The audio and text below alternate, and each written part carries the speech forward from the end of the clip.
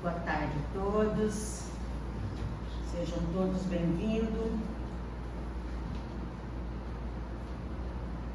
Não sei se o Rogério falou, porque eu não estava aqui na entrada, mas quem esqueceu de desligar o celular, por favor, desliguem.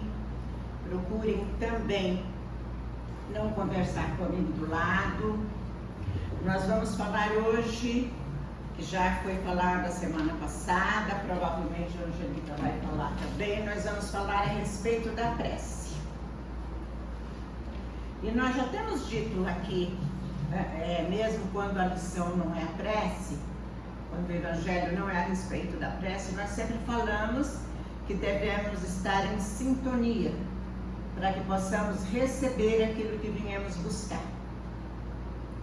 Hoje já é cientificamente comprovado que a prece cura. Então é muito importante a gente estar sempre em estado de prece.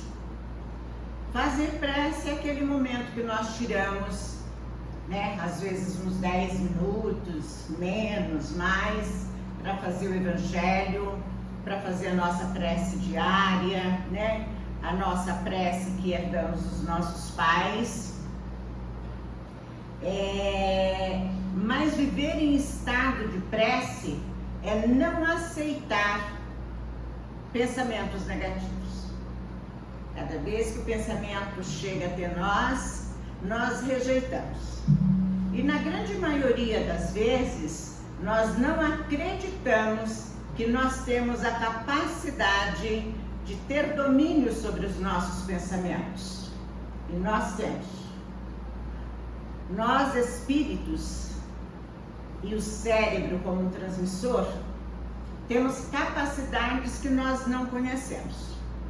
Mas à medida que nós começamos a colocar isso em prática, nós vamos perceber claramente que existe o antes e o depois.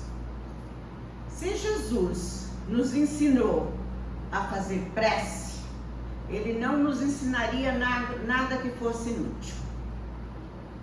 Se o último capítulo do Evangelho segundo o Espiritismo, os espíritos superiores nos traz uma coletânea de prece, também deve ter alguma razão. O nosso capítulo de hoje é o capítulo 28, coletânea de preces, contida no último capítulo do Evangelho segundo o Espiritismo. Esse capítulo se inicia assim: os espíritos sempre disseram que a forma de fazer a prece não é nada, que o que realmente importa é o que é levado em conta é a ideia e a intenção, certo? Então a gente não precisa fazer aquela prece com palavras bonitas, toda rebuscada. Pode ser uma prece simples, desde que ela nasça do coração. A prece saída daqui, ela não tem nenhum valor, porque é aquela questão que nós falamos da sintonia e da frequência. Diz assim que quando nós fazemos prece com o coração, aquela prece fervorosa, ela chega a Deus. Mas é importante nós termos conhecimento de como essa prece vai chegar a Deus. Porque nós nos encontramos numa posição ainda que somos seres ainda bastante atrasados em comparação a Jesus e a Deus. Deus, só Jesus o conhece, só Jesus o viu. Mas existe uma hierarquia. Então, se nós pedimos com sentimento verdadeiro, existe uma hierarquia que o nosso mentor vai ouvir, o mentor dele vai ouvir e assim nessa sequência. Então essa prece vai chegar a Jesus. E na realidade, quem sabe o que nós precisamos é Jesus e Deus. Porque na maioria das vezes nós pedimos coisas que não é bom para nós. Nós acreditamos que aquilo vai ser bom para nós e na verdade não vai ser. No futuro nós vamos perceber isso. E Deus, na realidade, ela não nos dá aquilo que não vai ser bom para nós. A gente ouve muito dizer assim: ah, Deus esqueceu de mim. Eu faço prece, eu oro e eu não sou atendido. Deus não esquece jamais. Quem esquece dele somos nós. Certo? Então é a mesma coisa que nós pais não daríamos, por exemplo, uma moto para um filho de 16 anos. Pais responsáveis não dariam o carro para o filho dirigir se ele não tem carteira. Para o filho, ele acha que aquilo seria ótimo, seria maravilhoso. Mas o pai sabe que não seria bom. Então, Deus é da mesma forma. Certo? Tem pessoas que também fazem preces pedindo mal. Da mesma forma que existe a fé negativa, existe a positiva, existe a negativa. Quando nós pedimos alguma coisa para nós, em benefício nosso, mas em prejuízo do outro, isso é uma prece negativa. Então nós precisamos ter muito cuidado também na hora de fazer prece. Pedir o que realmente é necessário ou simplesmente entregar nas mãos de Deus para Ele fazer o melhor. Porque na realidade, só Ele sabe. Deus aceita todas as preces, desde que essas preces sejam feitas para o bem. Quando eu digo que a fé pode ser negativa, por exemplo, às vezes alguém chega na gente para fazer atendimento fraterno e diz assim: ah, porque eu estou passando por isso e por aquilo e tal, mas é porque as pessoas têm muita inveja de mim. Isso é uma fé negativa.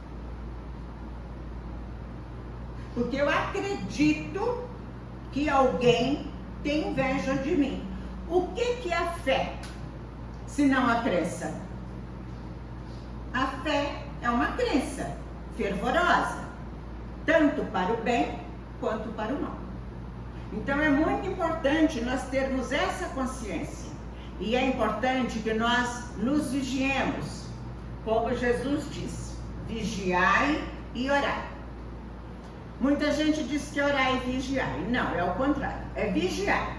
O que Jesus está querendo dizer para nós quando ele diz vigiar? Ele está querendo dizer para nós que é para nós estarmos atentos aos nossos pensamentos. Porque tudo, absolutamente tudo, nasce na ideia. Depois passa para o sentimento, que o sentimento é que alavanca, porque se o sentimento for um sentimento mais tranquilo, não vai acontecer nada. Mas se for um sentimento fervoroso, nós acabamos colocando em prática aquilo que nós pensamos. Então, na realidade, nós precisamos estar sempre vigilantes. Então, vigiai. Se o pensamento é negativo, de qualquer ordem, orai para rejeitar esse pensamento. Nós somos capazes, embora a maioria não acredita nisso, nós somos capazes de refazer o nosso arquivo. Todos nós, sem exceção, trazemos conosco um arquivo que está registrado todos os acontecimentos que foram marcantes, vamos colocar assim, que foram marcantes durante todas as nossas encarnações. E de vez em quando, nós conscientemente temos acesso a essas lembranças do passado. E nessas lembranças do passado, nós trazemos o sentimento de acordo com o acontecimento. Quantos de vocês aqui já não se viram rindo sozinhos por algo que aconteceu há 10, 20 anos atrás? Nós lembramos de um acontecimento que foi engraçado e nós rimos, às vezes temos uma crise de riso. Porque nós não trazemos só a lembrança, nós trazemos também toda a energia daquele momento. Da mesma forma, é as coisas negativas. Quando nós nos lembramos de algo que nos magoou muito, nos magoou profundamente, a mágoa vem junto. Então, por isso nós precisamos estar atentos. Nós precisamos estar vigilantes. É importante lembrar que ninguém salva ninguém. Isso quer dizer que ninguém faz a evolução do outro. Porque há uma crença também de que quando um homem se salva, até a 5ª geração dele será salva. Isso não é real. Só nós nos salvamos. Não é Deus que escolhe aqueles que vão progredir. Não é Jesus. Porque isso é levado em conta nosso sentimento, pensamento e hábito. Todos os nossos atos, nós evoluímos por nós mesmos, pelo nosso comportamento, pela forma que nós tratamos os nossos irmãos, pela forma que nós nos comportamos na sociedade, pelos desejos que temos e pelos sentimentos que temos, pelos outros e por nós mesmos. Então é importante a gente ter esse conhecimento para a gente começar a aprender a lidar com os nossos pensamentos e sentimentos, que é o caminho para o progresso. Porque enquanto não cai a ficha, enquanto nós não temos conhecimento, nós vamos deixando a vida nos levar. À medida que nós temos esse conhecimento, nós tomamos a rédea da nossa vida. Porque é muito comum também a gente ouvir falar que alguém, eu fiz isso porque alguém fez isso para mim. Também não é verdade. O que o outro fez para mim é problema dele. O que eu vou fazer do que o outro fez para mim é problema meu. Certo? Então, quando se fala em prece, se fala sempre também que não adianta orar pelos desencarnados. Isso é outro equívoco. Quando nós oramos por alguém, da mesma forma que eu comentei que existe hierarquia, essa prece, essa energia enviada a essa pessoa é resgatada pelos espíritos responsáveis por essa pessoa. Se ele não está na frequência, se ele não está na sintonia, naquele momento ele não vai receber. A hora que ele baixar a guarda, asserenar a mente, asserenar o coração e pedir profundamente, com sentimento profundo, ele será atendido. Isso vocês todos podem ver no livro Nosso Lar, no livro Nosso Lar, o trecho, o texto em que André Luiz descreve o momento que ele foi acolhido por Florencio. Ele estava numa situação umbral, que ele estava bebendo lama. E ele, em desespero, não aguentando mais o sofrimento, ele ajoelhou-se e rogou a Deus. De imediatamente ele foi acolhido. De imediato. Então, por quê? Nós sabemos, quem conhece as obras de André Luiz, que a mãe dele era um espírito mais evoluído. E o tempo todo orava por ele. Então, se outras pessoas não oraram, ela orou muito e ele recebeu no momento mais difícil da vida dele.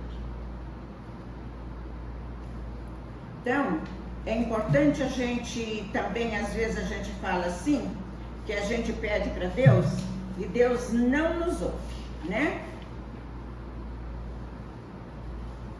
E na realidade, quando nós pedimos aquilo que nós não necessitamos, Deus nos dá o que precisamos. E Chico diz assim: eu pedi forças a Deus e Ele me deu dificuldades para me fazer forte. Eu pedi sabedoria e Deus me deu problemas para resolver. Eu pedi amor e Deus me deu pessoas para que eu pudesse cuidar delas. Eu pedi favores a Deus e Ele me deu oportunidades.